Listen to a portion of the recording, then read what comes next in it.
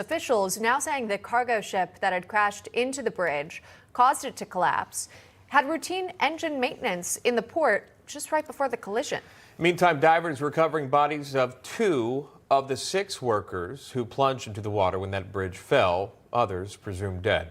National Correspondent Alana Austin live near Baltimore with more. Alana, good morning. Hi, good morning, Sean and Emma. And we are learning more about the construction workers, the 6 men who are now presumed dead. 2 of those men were recovered yesterday as crews are undergoing the dangerous and complex mission of trying to bring these men home so their families can hold funerals for them and honor their lives.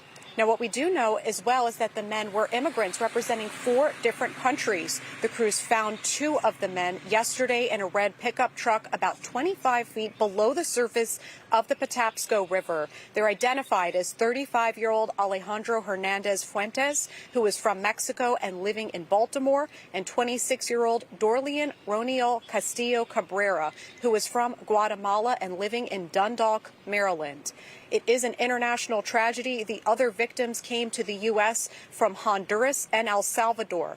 Embassy officials have expressed their heartbreak, while humanitarian organizations and churches, as well as leaders here in Maryland, are offering their support to the grieving families. Several of the men presumed dead were husbands and fathers. Well, still many questions remain about how this deadly catastrophe could have taken place in the first place.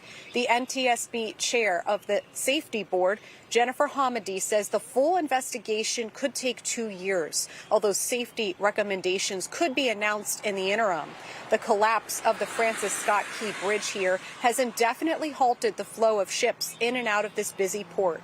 Well, Transportation Secretary Pete Buttigieg says that it is not clear the timeline on when the rebuilding efforts will be able to take place or when the channel will be reopened here. There are still a number of ships that have been trapped essentially in the past several days here.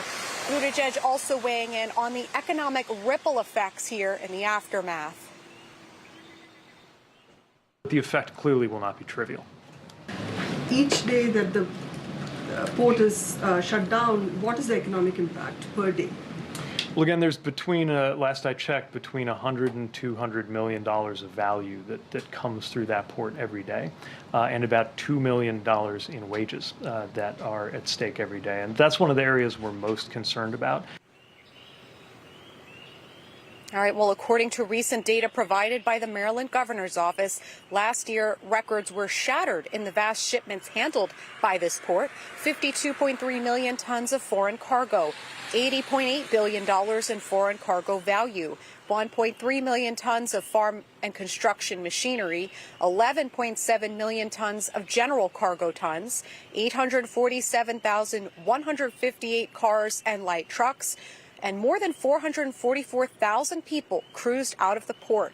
Well, we are waiting, Sean and Emma, to hear from public officials today whether there will be any additional updates. We're also learning that the Singaporean owner of that cargo ship could be invoking a law that's on the books, similar to the one used with the disaster of the Titanic's sinking, to limit liability. Experts are saying there could be protracted legal fights here, upwards of 10 years.